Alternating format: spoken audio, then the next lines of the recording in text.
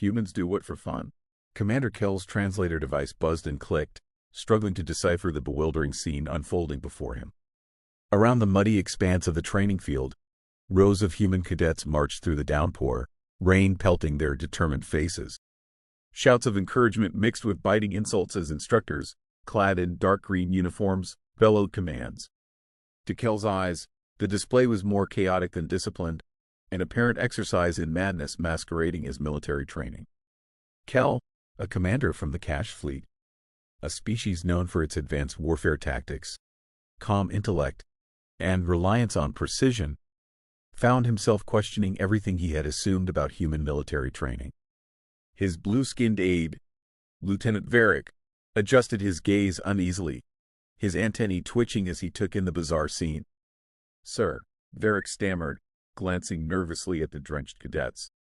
"Our reports indicated that this was one of their premier military institutions. Perhaps this is normal?" Kell crossed his arms, his sharp black eyes narrowing in disapproval. "Normal? Look at them. This isn't training, it's torture." The commander had prepared himself for a tour filled with strategic discussions and demonstrations of cutting-edge human technologies.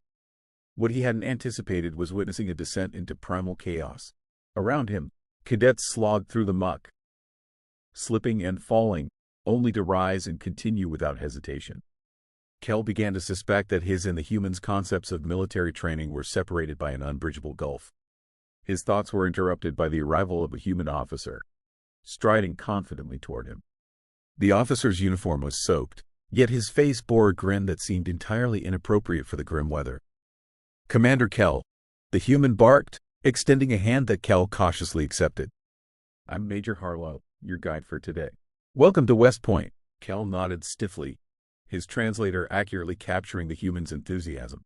He made a conscious effort not to stare at the unsettling glint in Major Harlow's eyes. "Major," Kell began, his tone measured, "might I ask what exactly your cadets are enduring here?"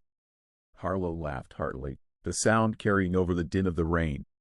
"Just a little exercise called Field Week. Teaches them teamwork, resilience, and how to function when everything's going wrong." He gestured toward a group of cadets crawling under a net, their uniforms streaked with mud. "See that? That's what we call the mud pit crawl. Builds character." Kell turned to Varric, whose expression had grown increasingly alarmed. "You call forcing them to crawl through filth a character-building exercise?" "Not just any filth," Harlow replied, raising a finger as though imparting profound wisdom. "That's all natural, high-quality mud. The best kind for training." Kell's mouth hung slightly open, his translator device struggling to process the bizarre statement.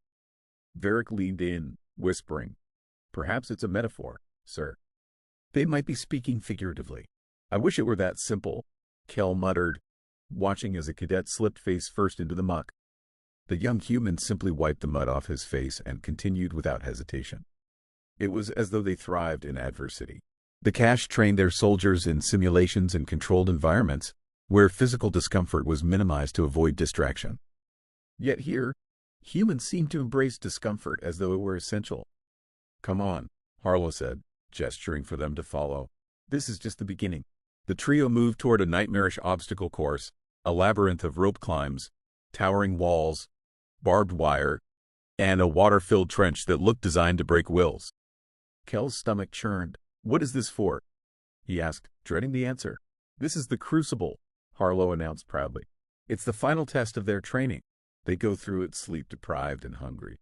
If they make it to the end, they've earned their place." "You deprive them of food and sleep intentionally?" Kell asked, his voice rising in disbelief. "Absolutely," Harlow confirmed without hesitation. "It's a lesson in pushing through limits. We break them down here so the enemy can't do it later." The concept was utterly alien to Kell, both literally and figuratively. Cash warriors were trained to maintain peak physical and mental conditions, with ample rest and nutrition provided to ensure maximum efficiency. The idea of breaking one's own soldiers before they even faced combat bordered on lunacy. "If I may," Varric interjected cautiously, "what percentage of your cadets complete this Crucible?" "Oh, about 95%, Harlow replied casually. "Some fall out, sure, but that's how we separate those who want to be soldiers from those who are meant to be soldiers." Kell felt his stomach tighten. The Cash Fleet's selection process involved rigorous intellectual assessments, But once accepted, recruits were spared from such brutality. Here, cadets seemed to relish the challenge. He watched as one scaled a wooden wall, their face contorted with effort but their eyes shining with determination and, disturbingly, joy. Harlow led them onward, his enthusiasm growing. Next, I'll show you the survival training. You're going to love this one. Kel doubted that very much. They arrived at a forested area where cadets were clustered in small groups, armed with rudimentary tools. What are they doing now? Kel asked, suspicion creeping into his voice. Making shelters, Harlow replied. They'll spend the night out here with just a knife and some rope. Teaches them to adapt. Kel took a step back, appalled. You send them into the wild with only a knife? That's right, Harlow said with a satisfied nod. The environment's the best teacher there is. The cache commander imagined his own troops lost in such an environment. They would rely on advanced technology, not crude survival tactics. The human philosophy was becoming disturbingly clear. Adversity was not an obstacle to avoid but a tool for forging strength. Harlow pointed to a cadet digging into the ground with his bare hands. See that? He's making a fire pit.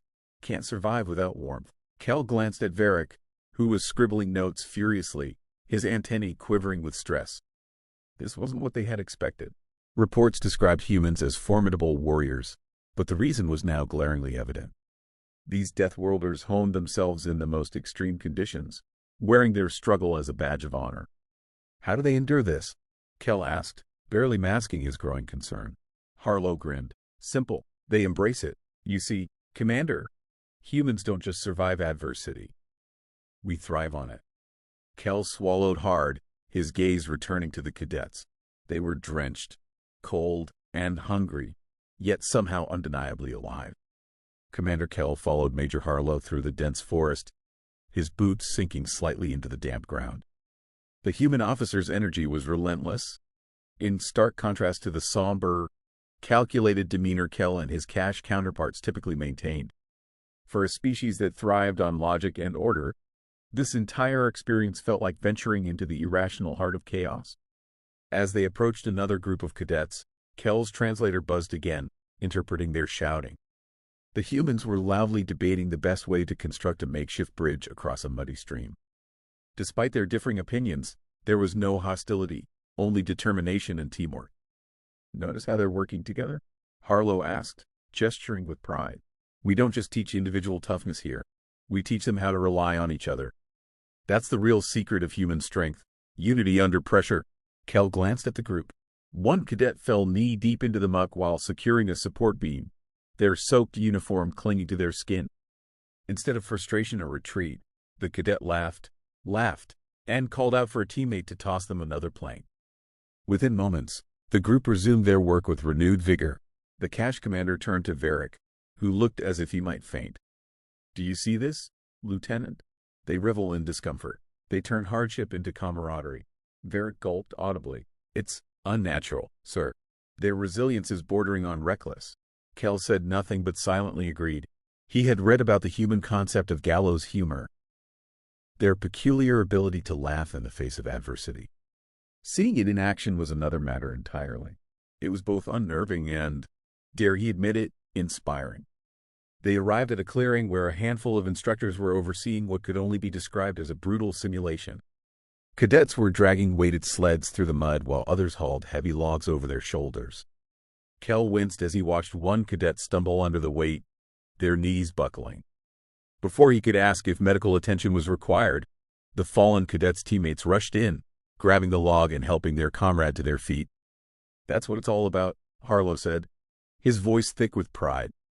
No one gets left behind. Every single one of them knows their strength isn't just in their muscles. It's in the team. The phrase echoed in Kel's mind.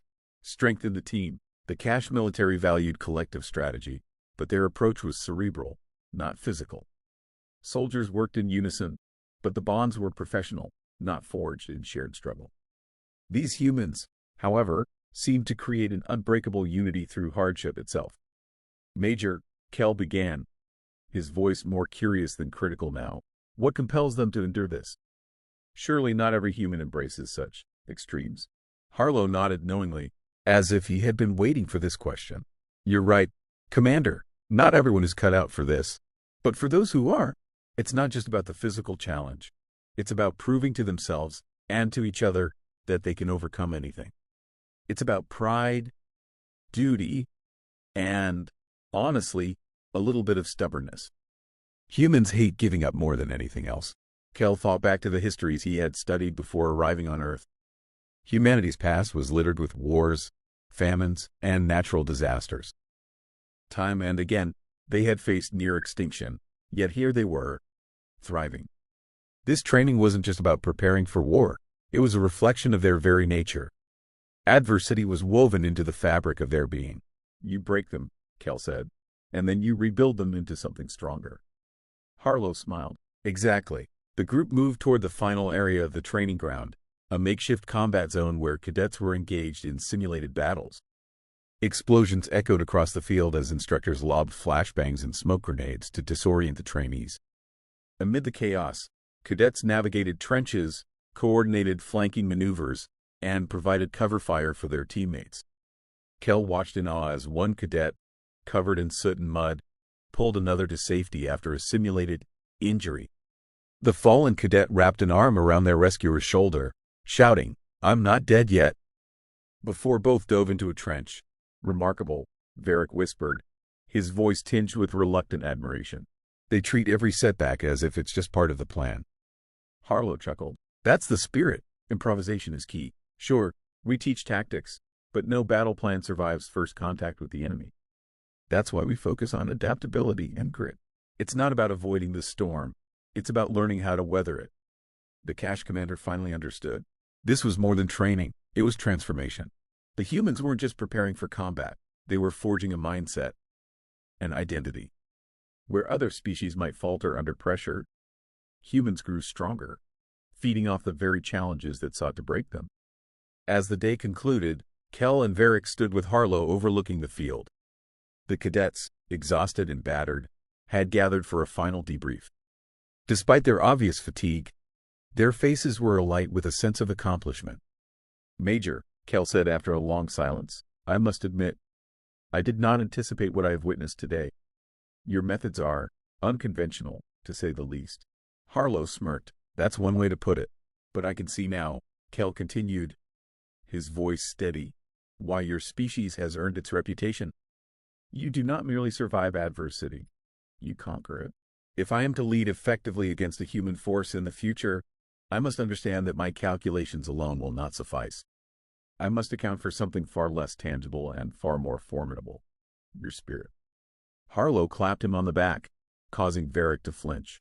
"Glad to hear it, Commander! And hey, if you ever want to give it a try yourself, you're always welcome to join the next crucible." Kel stiffened at the thought. "I'll consider it." As the sun dipped below the horizon, Kel returned to his transport ship, his mind racing. The cache had always prided themselves on superior technology and strategy. But now, he realized, the humans possessed an advantage that no simulation could replicate: an unyielding drive to adapt, persevere, and, above all, unite. For the first time in his long career, Commander Kel felt something he had never associated with humanity before: respect.